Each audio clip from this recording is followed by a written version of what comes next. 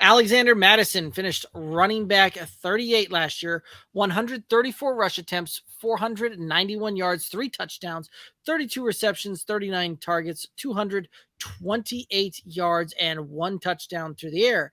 Thoughts on Alexander Mattison? It may not be fair to label him as a handcuff, as a true handcuff, because I do think there is some standalone value. It's just that standalone value isn't week in and week out. It is not the case. And obviously last year this Vikings team they did not meet expectations.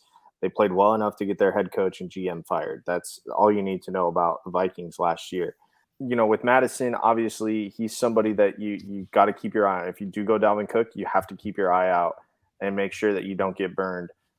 What you should not do, and I will say this from experience, is draft Mattison late and then try to float him to the guy who did draft Dalvin Cook, because odds are you're not going to get the return that you thought you would for him. So if you're gonna go after Madison as standalone value, just understand where he's at. He was going to be the true number 2 back who's only going to get starting carries when Dalvin Cook isn't in the lineup. Alexander Mattison is only a handcuff, right? Like, I'm not looking to try and add him onto any roster as standalone value as anything else, right? When you look at the games that Dalvin Cook plays, Alexander Mattison on a great week might see 20% of the target or 20% of the snap count on that one. So he is not a guy that's going to just be on the field enough to see enough opportunities to try and, have standalone value.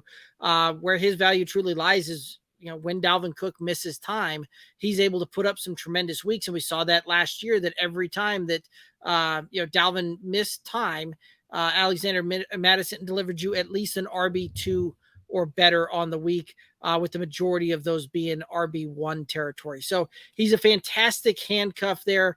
But if you don't have Dalvin Cook, it does not make much sense for you to try and do that, especially in shorter leagues, things like that, where you just don't have enough depth or bench spots really to try and do that.